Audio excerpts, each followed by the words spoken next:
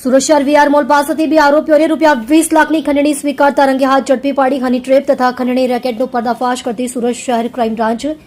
ગઈ તારીખ 6/12/2025ના રોજ ફરિયાદી શ્રી હેમંતકુમાર મનહરલાલ પંચાલ નાઓએ ક્રાઇમ બ્રાન્ચ ખાતે આવી રજૂઆત કરેલ કે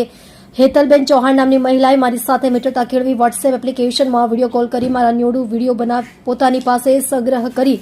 મને હની ટ્રેપમાં ફસાવી. તેણીએ તેના સાગરીતો અભિષેક શેઠિયા તથા સુરેશ જૈન ઉર્ફે જયેશ પ્રજાપતિ સાથે મળી મને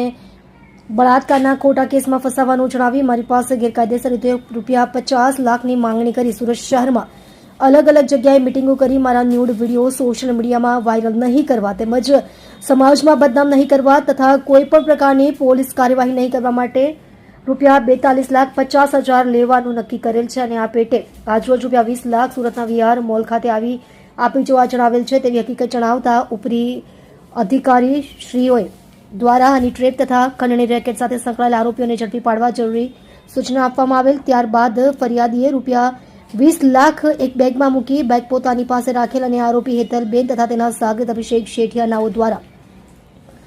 સુરતના વીઆર મોલના 3જા માળે અમૃતસર કુલચાની સામે આવેલા ફૂડ ઝોનમાં બોલાવતા સદર જગ્યાએ ક્રાઇમ બ્રાન્ચ દ્વારા ટ્રેપ ગોઠવવામાં આવેલ. ત્યારબાદ ગઈકાલ તારીખ 6/12/2025ના રોજ સાંજના 6:30 વાગ્યાના સુમારે આરોપીઓ હેતલબેન બારૈયા તથા અભિષેક શેઠિયા નાઓ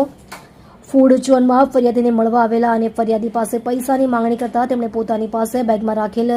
રૂપિયા ખંડણી સ્વરૂપે તેઓને આપતા હતા. તે દરમિયાન ક્રાઇમ બ્રાન્ચની ટીમે આરોપીઓને કોર્ડન કરી રંગે હાથ ઝડપી પાડવામાં આવેલ તેમજ આરોપીઓ પાસેથી ₹20 લાખ રોકડ ભરેલી બેગ તથા અન્ય મુદ્દામાલ મળી કુલ ₹20,85,000ની મત્તાનો મુદ્દામાલ કબજે કરી પકડાયેલ તથા વોન્ટેડ આરોપીઓ વિરુદ્ધમાં ઉમરા પોલીસ સ્ટેશનમાં ભારતીય ન્યાય સંહિતાની કલમ 308(6)54 મુજબ ગુનો રજીસ્ટર્ડ કરી આગળની તપાસ ઉમરા પોલીસ સ્ટેશન દ્વારા કરવામાં આવી રહી છે.